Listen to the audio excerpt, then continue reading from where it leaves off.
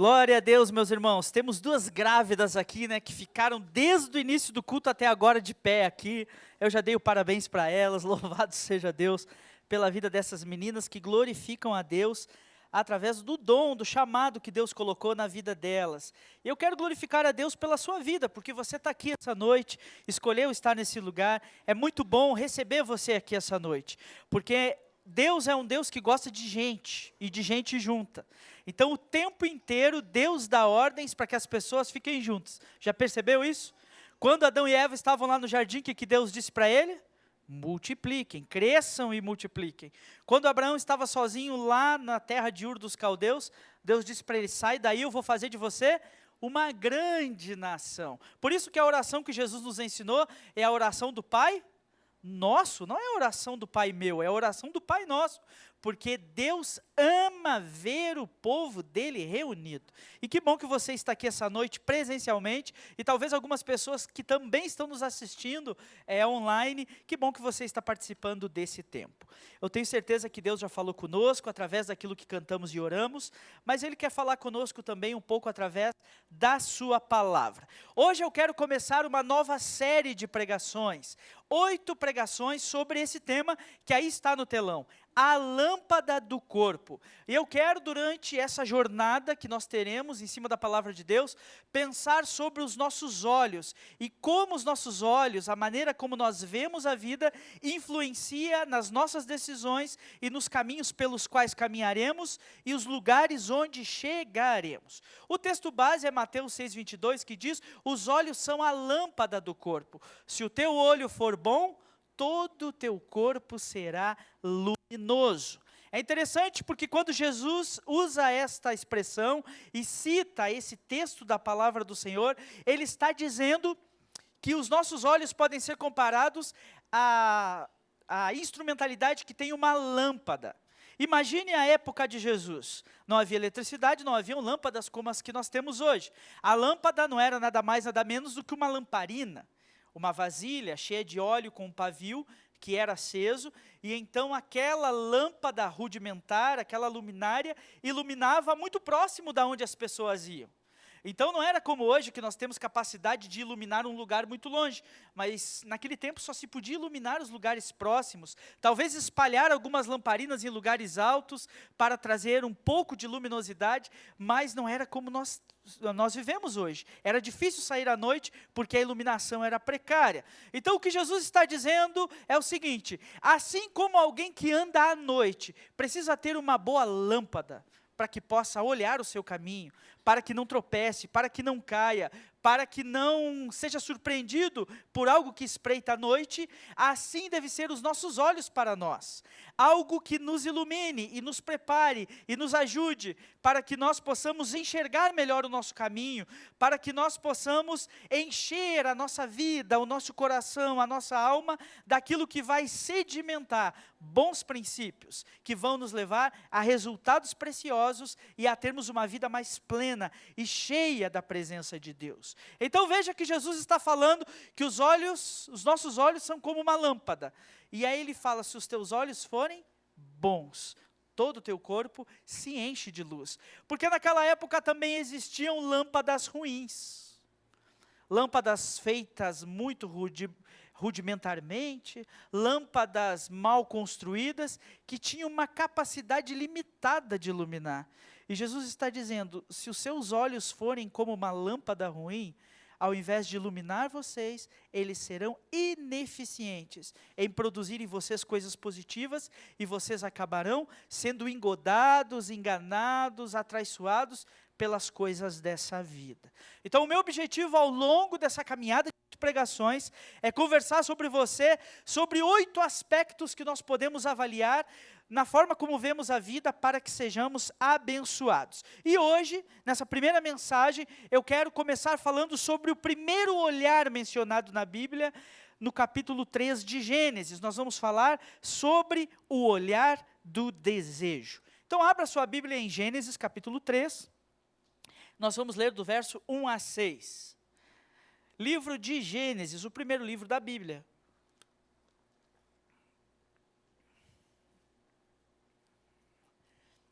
Gênesis 3, de 1 a 6.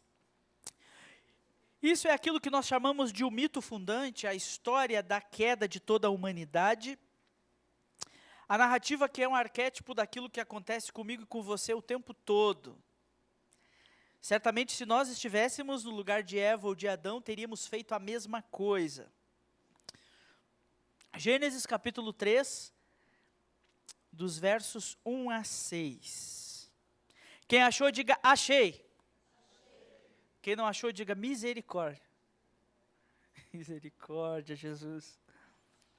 Diz assim a palavra do Senhor: a serpente era o mais astuto de todos os animais selvagens que o Senhor Deus havia criado.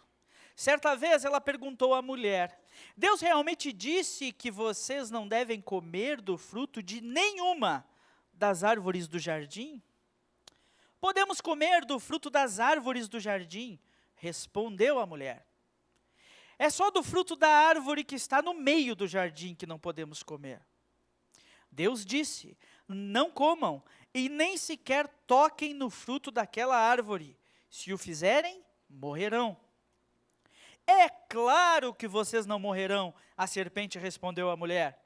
Deus sabe que no momento em que comerem do fruto, seus olhos se abrirão, e como Deus, conhecerão o bem e o mal. Verso 6.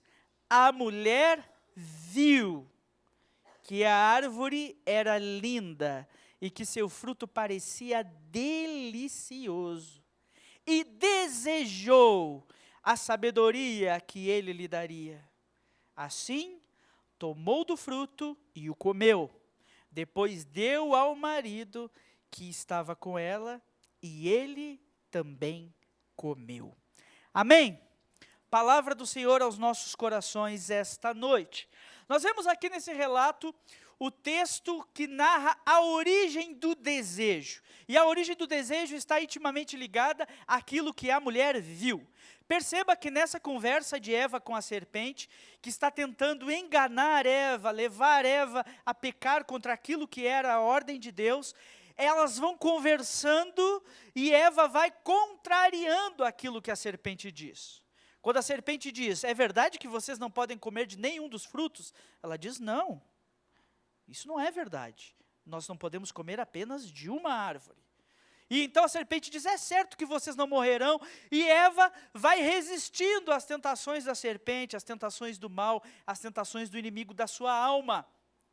Mas quando ela enxerga a beleza da árvore, quando ela enxerga aquele fruto aparentemente delicioso, e quando ela começa então a pensar o poder que aquele fruto lhe daria, de talvez ser igual a Deus, conhecedora do bem e do mal, ela deseja. E quando ela deseja, é como se uma coceira começasse. E ela vai coçando, coçando, coçando, coçando, e Eva vai resistindo, mas quando nasce o desejo no coração, ela não resiste, toma da fruta, come e dá também ao seu marido. Esse texto é um dos textos fundantes da história da humanidade. Narra a queda de toda a humanidade. Você que aqui está, certamente sabe o que aconteceu nos próximos versículos. Adão e Eva, depois que comeram esse fruto, perceberam que estavam nus. Eles começaram a olhar um para o outro e perceber que havia diferenças entre eles.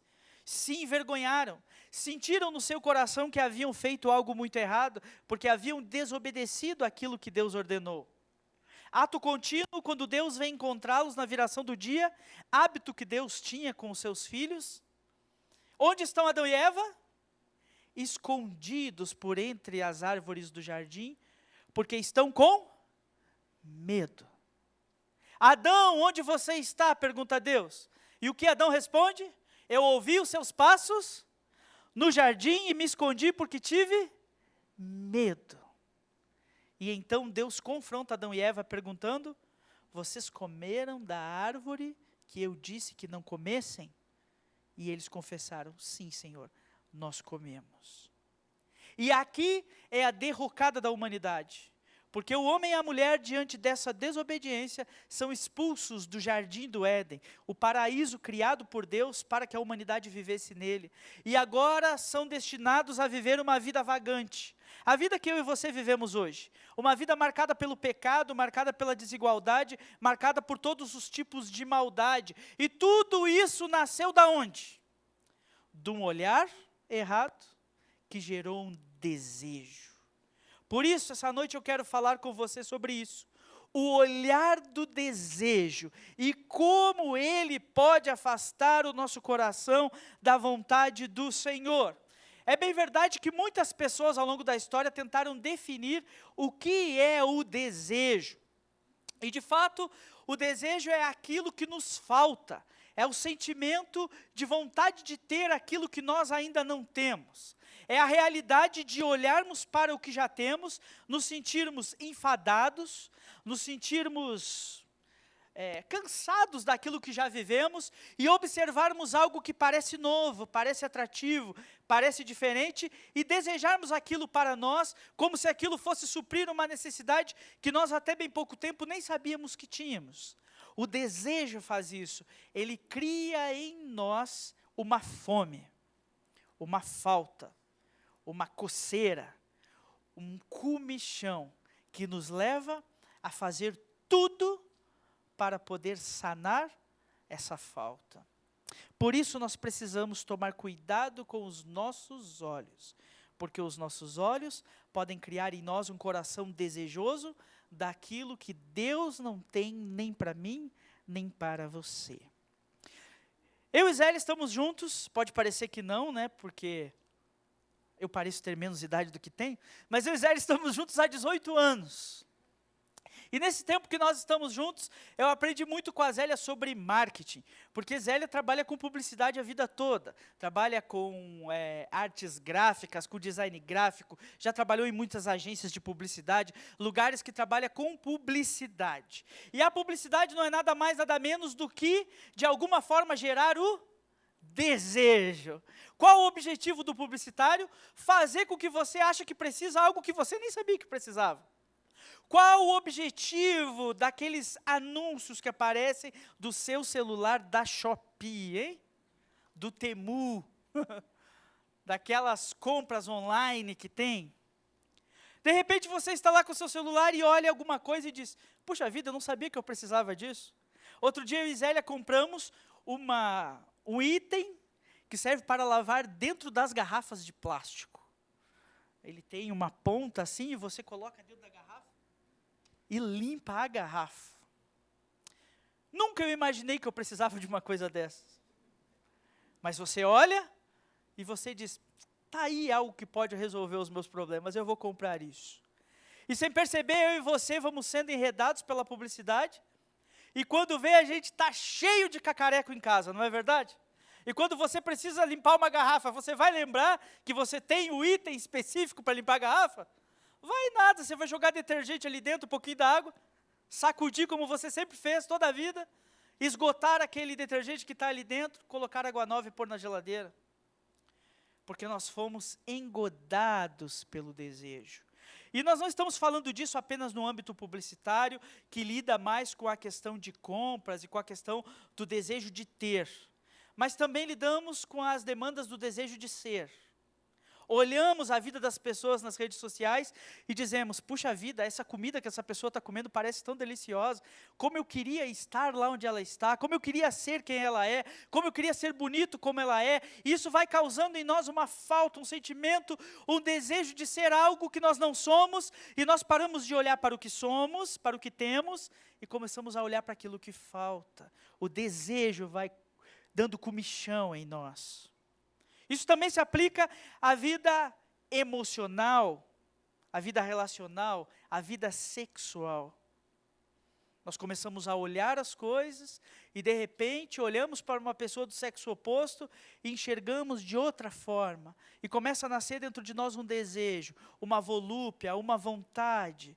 E aí isso nos leva, às vezes, a ter conversas inadequadas. Às vezes nos leva a procurar na internet, nas redes sociais, conteúdos que são inadequados. Nos leva a ter pensamentos inadequados. E pode nos levar ao extremo de nós termos relações sexuais com a pessoa que escolhemos, pensando em outra pessoa, desejando outra pessoa, imaginando outra pessoa, porque o desejo, ele tem o poder de entrar pelos nossos olhos, de consumir o nosso ser e de nos levar a lugares que nós nem sabíamos que poderíamos ir, buscando coisas que nós nem de fato precisamos. A história que nós lemos nos mostra isso muito claro.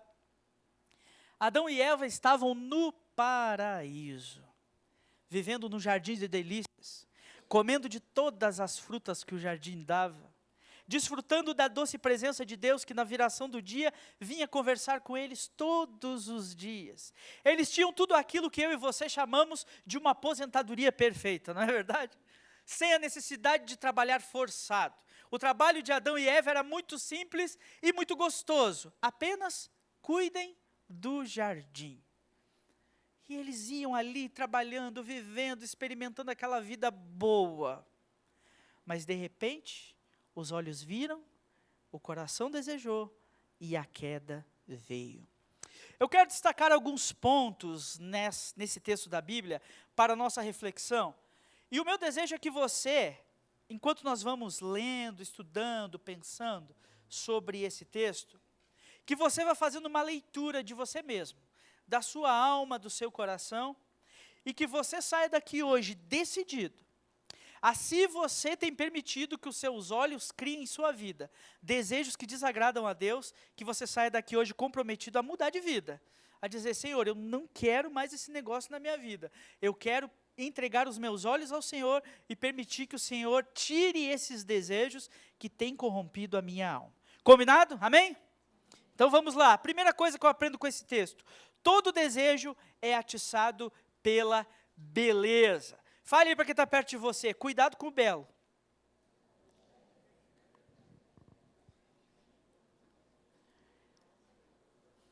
Veja só como que começa a coisa.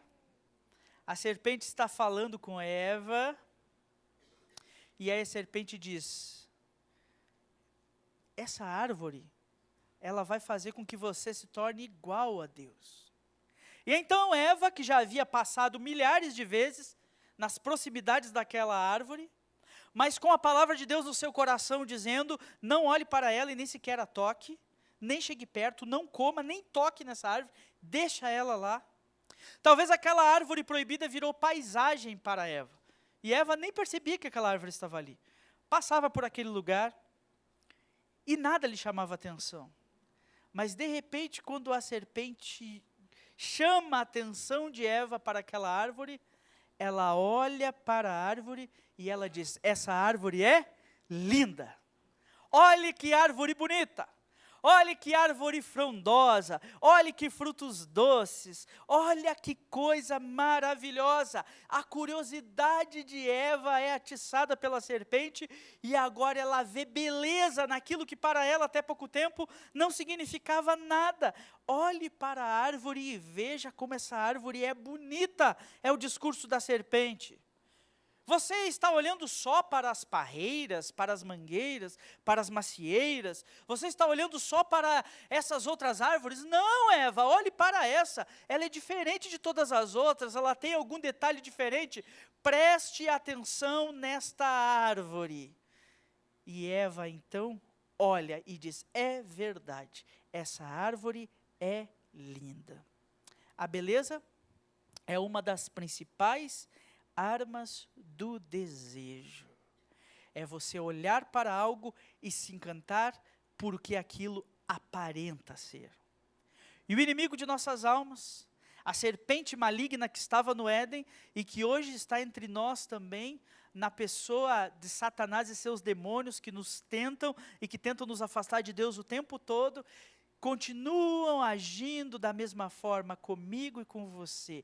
Ele diz assim: não olhe para os resultados, não olhe para as regras, não olhe para o mal que isso pode lhe fazer, olhe apenas que é bonito demais.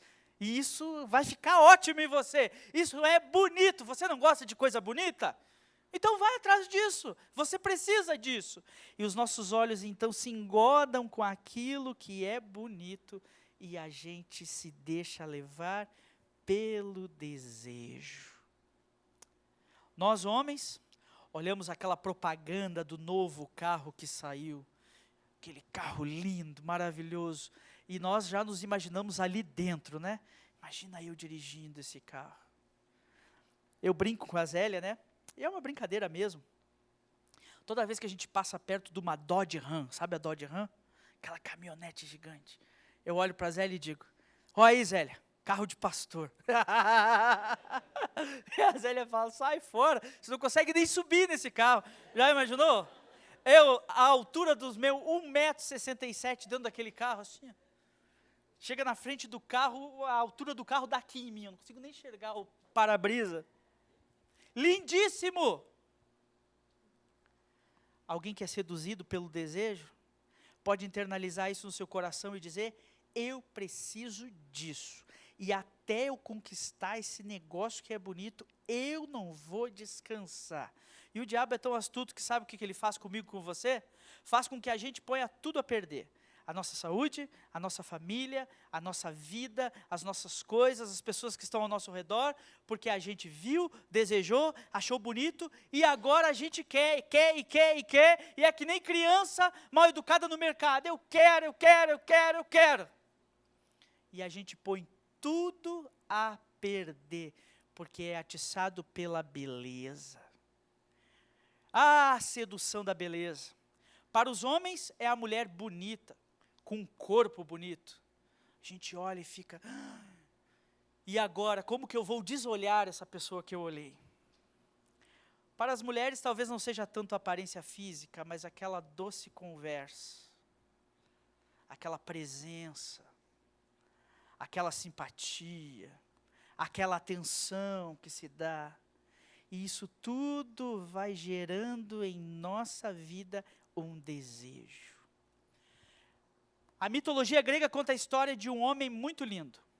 Segundo a mitologia grega, era o mais bonito que já existiu. O nome dele? Narciso. Esse homem era muito bonito, mas ele era tão bonito que quando as mulheres da sua época chegavam até ele e tentavam cortejá-lo, ele dizia: não, não quero. Uma das ninfas mais lindas lá da mitologia grega, chamada Eco, veio até ele, certa de que conseguiria convencer Narciso a tornar-se seu esposo. E ela então conversou com Narciso, lançou sobre ele os seus encantos, e Narciso o que fez? Não quero. Além de ser bonito, ele era seguro no que ele queria. E então, conta na mitologia grega, que os deuses, vendo a impiedade de Narciso, lançaram sobre ele uma maldição. E quando ele foi lavar as suas mãos no rio, ele olhou sobre a face da água e o que ele viu? O seu próprio rosto. E então Narciso sentiu algo que nunca havia sentido antes. Ele se apaixonou por si mesmo. E diz a história da mitologia que Narciso não conseguia mais sair da beira daquele rio, porque a imagem dele mesmo refletida no espelho da água fazia com que ele ali quisesse ficar. E a história de Narciso, então, é que ele definhou e veio a morte, porque ele não conseguia se mover da beira do rio, porque estava encantado por si mesmo, pela sua própria beleza.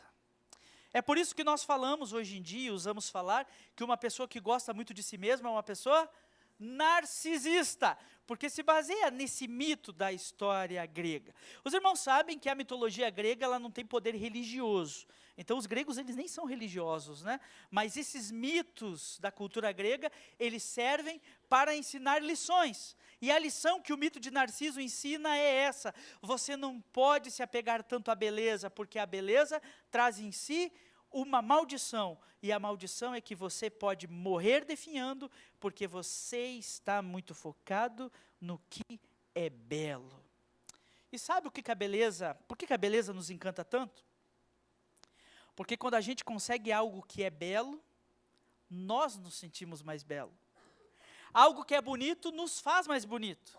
Nós nos sentimos mais fortes, maiores, melhores, mais atuantes, porque conseguimos agregar beleza em nós através daquilo que achamos bonito. Mas como todo desejo, depois que nós conseguimos, aquilo perde a graça e nós precisaríamos de novo, de novo, de novo e de novo. Então, cuidado com o que você tem visto. Cuidado ao emprestar os seus olhos ao desejo da beleza. Não se encante com os belos olhos. A Dodge Ram é bonita? É bonita, mas para trocar uma embreagem é 20 mil. Ah, tal lugar é muito bonito? É bonito, mas você vai ter que vender um rim para visitar aquele lugar. Tal pessoa é muito linda? É linda, mas quando ela acorda de manhã tem bafo que nem eu e você. Nada é tão bonito quanto parece à primeira vista. Isso é uma armadilha. Amém? Não vou pregar só esse ponto, né? Vamos para o próximo. Segundo lugar, além do desejo, todo desejo ser atiçado pela beleza, todo desejo promete trazer sabor à nossa vida. Olha só o que continua dizendo o verso 6. Eva vai conversando com a serpente. E a serpente diz, Eva, presta atenção na árvore, olhe que árvore. E talvez Eva fique que nem meu sogro, né? Meu sogro às vezes para assim, a gente está caminhando, e ele para. Fala, o que foi, sogro? Olhe que árvore.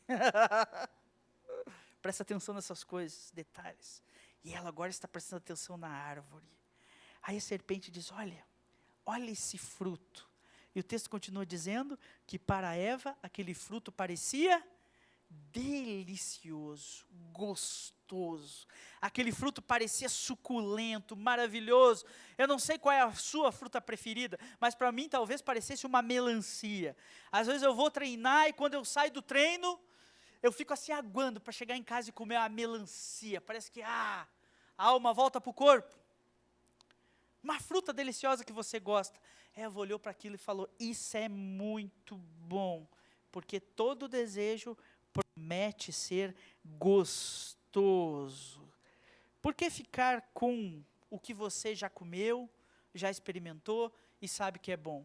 Será que o melhor, será que o mais gostoso, será que o mais suculento, será que o mais doce, será que o mais viçoso, será que o mais delicioso mesmo é aquilo que você não experimentou ainda? Essa é a tentação da serpente para ela. Dizendo, Eva, está muito sem graça a sua vida aí, comendo só essas frutas, todas do jardim, imagina. Adão e Eva viveram muitos anos. Mas eu acredito que em todos os anos que viveram no jardim, eles não foram capazes de comer todas as variedades de frutas que tinham naquele jardim. Imagine, nenhum de nós hoje, depois da queda, somos capazes de comer todas as frutas que existem. Outro dia eu vi uma reportagem que só de goiabas existem mais de 80 espécies. Então imagine, quantas frutas tem? Mas de alguma forma a serpente convence Eva e diz, Eva, isso aí, tudo que está aí, que Deus permitiu, nada é tão gostoso. O gostoso mesmo está aqui. Isso aqui é saboroso. Em outras palavras, sabe o que a serpente convence Eva? Será uma experiência marcante. Eu às vezes olho a vida de muitas pessoas e percebo que o inimigo tem enganado muitas pessoas com isso. Será uma experiência fora do comum. Você não vai se arrepender. Vai ser maravilhoso. E a pessoa seduzida por aquilo que está vendo, experimenta. E ao experimentar, ao invés de trazer vida, aquilo traz morte, traz desânimo, traz queda, traz dificuldade. Nós vivemos em um tempo em que os restaurantes não vendem mais comida, não é verdade? Os restaurantes vendem o quê? Experiência, não é? Não é mais uma batata frita. É uma batata cortada no formato tal, frita num óleo que veio lá da Noruega, colocado um sal que veio do Himalaia, um pouquinho de páprica que veio dos pimentões plantados na Palestina do Norte, e uma batata frita é R$ 200. Toma, vai. Aqui você não veio comer batata, você veio comer experiência, uma experiência diferente. E os restaurantes cada vez investem mais no quê?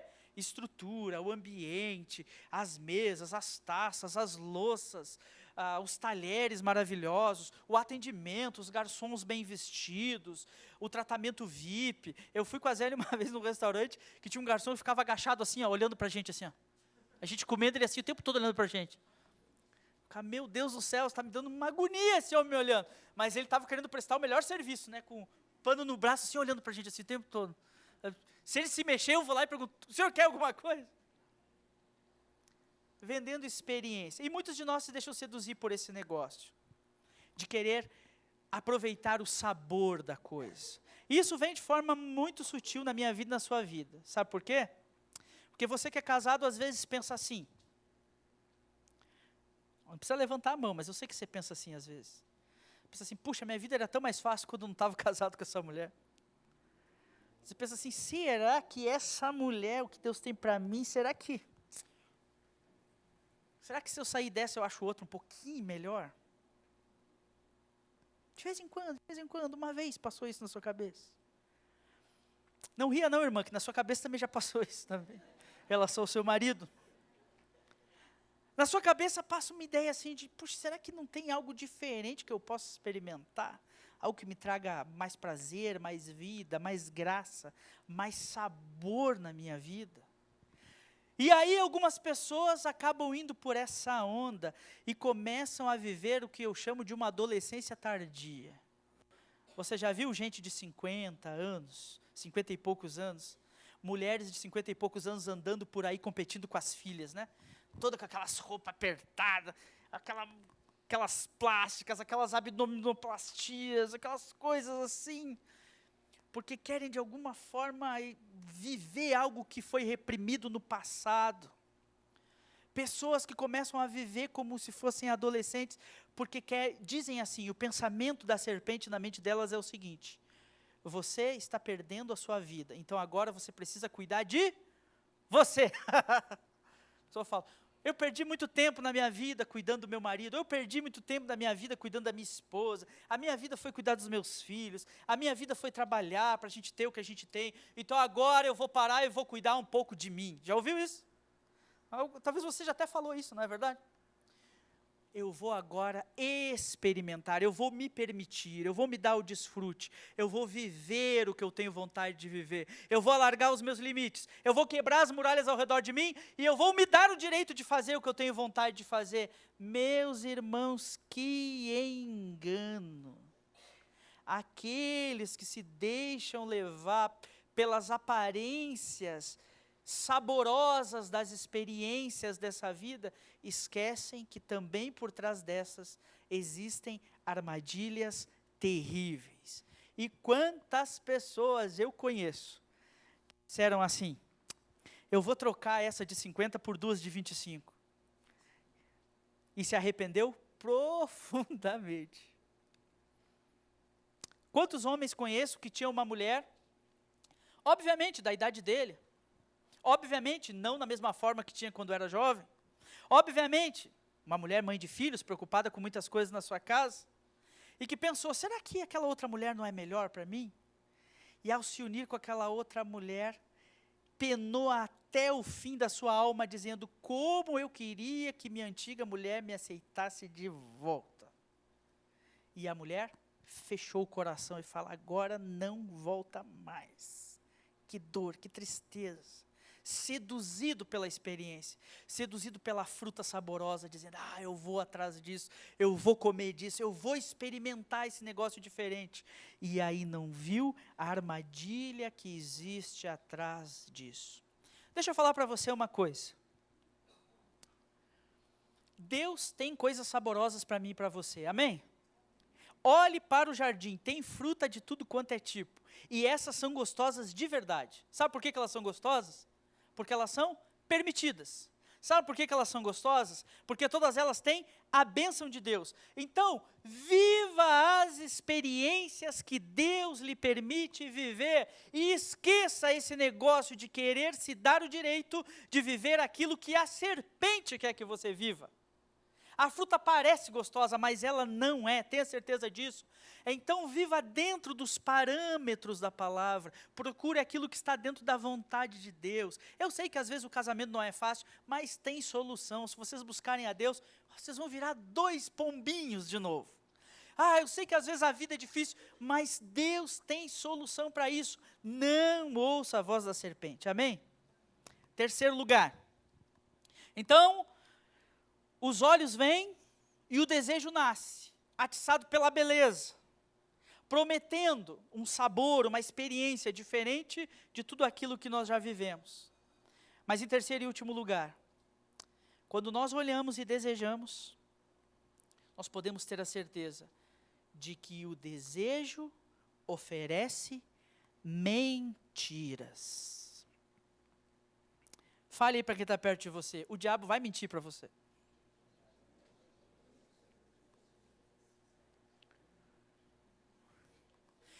Que isso, Eva? Essa fruta vai fazer com que você seja igual a Deus, conhecedora do bem e do mal. A serpente mentiu? Ela falou a verdade. Até aquele momento, Adão e Eva só conheciam o bem.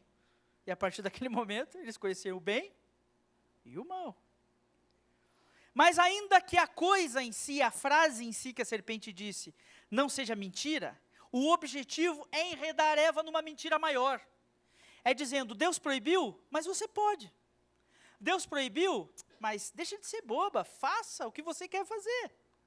Deus proibiu, mas a árvore é bonita. Deus proibiu, mas o fruto parece delicioso. Deus proibiu, mas isso vai te dar uma sabedoria, um conhecimento, uma capacidade maior do que a que você tem. Então o desejo entra no coração de Eva, ela toma a fruta, come e dá ao seu marido. Ela acreditou na mentira da serpente. Ela acreditou que aquele conhecimento do bem e do mal seria maior do que o conhecimento que ela tinha do bem. E na verdade, esse conhecimento se tornou o meio corruptor pelo qual eles caíram da graça de Deus e acabaram vivendo longe daquele jardim de delícias que Deus havia criado. Vocês serão como Deus, diz a serpente. Ela não diz para Adão e Eva, vocês serão como seres errantes pelo mundo, cheios de pecado, de tristeza e de dor, porque a relação com Deus foi quebrada. O desejo sempre oferece mentiras. E ouça o que eu vou lhe dizer. Se você permitir aos seus olhos ficar olhando as belezas, ficar querendo olhar os sabores e desejar experimentar as coisas e fazer o que a serpente quer que você faça, você corre o grande risco de viver que nem muitas pessoas vivem por aí, de mentira em mentira, de desejo em desejo, e isso é um poço sem fim. Quem vive para satisfazer os seus desejos, jamais terá os seus desejos satisfeitos. Porque à medida que a gente tem, a gente quer mais. À medida que conquistamos uma coisa, desejamos outra. E se a gente não para um pouco e pensa assim, será que eu preciso disso? Será que eu preciso de tanta coisa? Será que eu necessito de tudo isso que está me sendo oferecido? Nós vamos acabar vivendo uma vida infeliz de quem vive correndo atrás das coisas e nunca olha o que tem, só olha para o que falta e fica doido atrás do cumprimento do desejo, que no final das contas nunca será satisfeito. Ficar como Narciso olhando na beira do rio até que o corpo definhe e que ele morra ali colocado. Cuidado com a propaganda. Cuidado com o que tem sido oferecido para você. O inimigo usa mentiras para gerar em nós o desejo que vai nos levar ao pecado. Por isso, essa noite eu gostaria que você assumisse um compromisso diante do Senhor. Senhor, será que os meus olhos têm me levado a desejar coisas que não são bênçãos do Senhor para mim, mas são palavra de serpente, ideia de serpente na minha vida?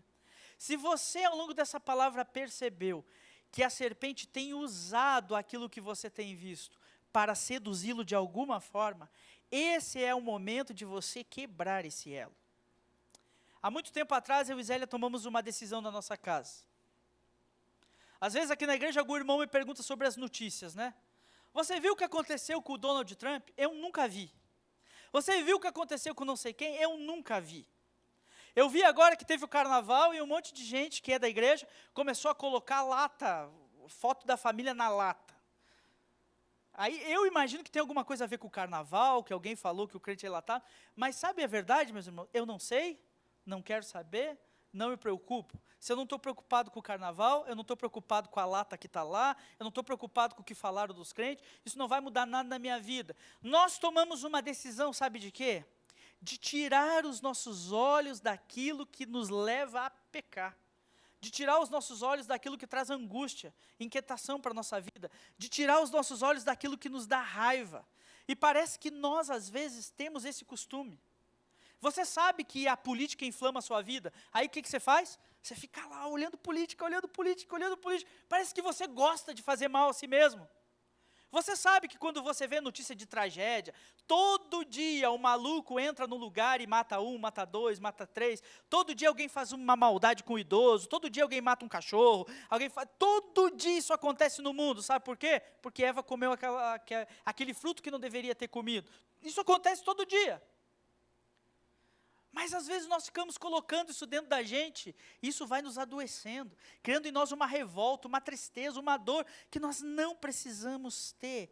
Por isso eu quero dizer a você essa noite, assuma diante de Deus um compromisso, e diga para o Senhor, Senhor, tira de mim todos os desejos que querem me levar para longe da Tua presença. Não permita que os meus olhos tragam para dentro de mim aquilo que vai me atrapalhar de ouvir a Tua voz, e que vem como voz de serpente para me atrapalhar. Amém? Vamos orar por isso? Volte sua mente para o Senhor e confesse a Ele os seus pecados. Fala, Senhor, eu tenho desejado coisas que não devo desejar. Eu estou seduzido pelas belezas, Senhor, e não estou vendo as armadilhas. Eu tenho me permitido fazer coisas que eu sei que eu não deveria estar fazendo. Eu sei que é mentira, Senhor, mas eu estou seguindo ela mesmo assim. Porque a verdade me custa muito caro. O Espírito Santo está passeando entre nós essa noite. E Ele quer curar a sua alma. Ele quer tirar de você esses desejos que têm colocado você na lama e no pecado. Feche seus olhos. Tire os seus olhos disso que tem lhe feito pecar. Senhor Deus, diante de Ti está o Teu povo. Povo lindo do Senhor. Gente que o Senhor criou de maneira assombrosamente maravilhosa no ventre de suas mães. Obrigado, Jesus, porque o Senhor não apenas nos criou, mas tem sustentado cada um de nós ao longo da nossa vida. Todos nós, Senhor, todos nós, sem exceção, temos mais do que merecemos. Porque todos nós merecemos apenas uma coisa: o castigo de Deus pelos nossos pecados. Mas nós somos gratos a Ti, Jesus. Porque através do Teu sacrifício, o Senhor derrama bênção sobre nós. Obrigado, Senhor, porque mesmo quando nós somos infiéis, o Senhor nos abençoa. Tem misericórdia de nós e nos dá um trabalho para trabalharmos, nos dá saúde, nos dá o privilégio de termos uma família ao nosso redor, nos dá bens que nos trazem um conforto. Tudo isso é graça do Senhor. Mas Deus, nós reconhecemos essa noite que mesmo recebendo tantas bênçãos do Senhor, tantas vezes os nossos olhos não se satisfazem com as belezas do jardim, mas nós olhamos para aquela árvore que é proibida. Nós desejamos aquele fruto que parece delicioso. Nós ouvimos a mentira e acabamos indo atrás dela. Por isso essa noite, Deus, nos arrependemos no pó e pedimos, não permita que os nossos olhos sejam veículo para trazer desejos impuros das trevas para as nossas vidas, mas nos ajuda a purificar os nossos olhos, para que em nós habitem os anseios e os desígnios do Senhor. Ó Deus, que nós enxerguemos todas as árvores do jardim, que enxerguemos todas as frutas abençoadas, que vivamos a nossa vida cheia de alegria e de prazer, porque o Senhor tem alegrias e prazeres lícitos para nós. Que nós enchamos nossa vida disso que vem de Ti, e que tiremos do nosso coração tudo aquilo que é papo de serpente. Pedimos isso, em nome de Jesus. Amém. Amém, queridos. Que Deus abençoe cada um. Amém, meus irmãos. Que o Senhor possa ter falado ao seu coração. Estamos indo para os finais.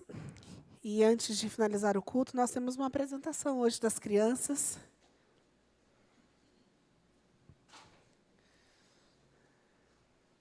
Vão ficar aqui em cima ou embaixo?